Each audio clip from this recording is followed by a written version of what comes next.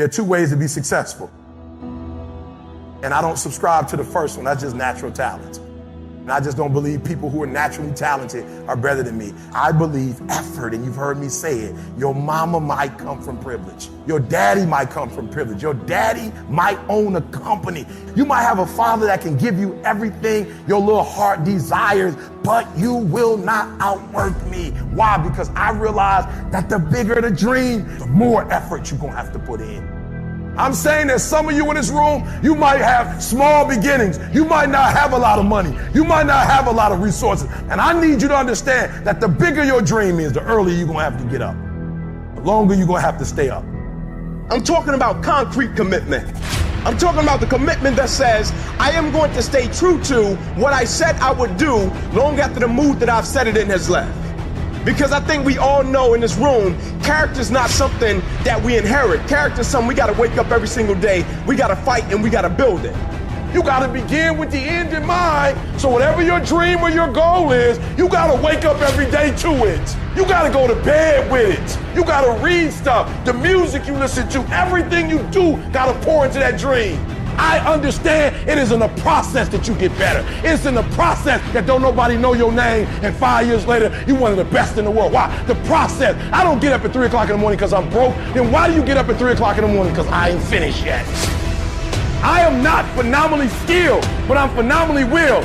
My IQ may never change, but my will changes every year. I get stronger and stronger and more determined. Why? Because it's in my DNA.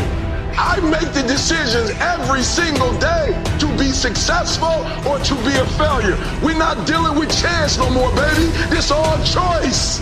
If you are not that talented, you can beat them with time. You can get to the spot before they get to the spot. Get your butt up and get there. Get up. Act like you playing basketball. Act like you playing football. Compete. That's what bothers me. Many of y'all are not competing. I need effort. Compete. Act like you playing football. Go in that doggone classroom, compete. Many of you have lost your competitive edge. Get your competitive edge back. I'm not against no other motivational speaker. I'm just competitive. When you dedicate your life, you don't care anything about the odds. When the dream is big enough, the odds don't matter. When you're working, you have a wall to break through. A friend of mine who runs a marathon, he says, when he's running the 26-mile marathon, he said, let's say that hypothetically, that 18th mile is the wall. He said, Les, when you get there and you're running, he says, everything in you is telling you to stop, to give up. Every muscle is aching. And you're saying to yourself, I can't do it.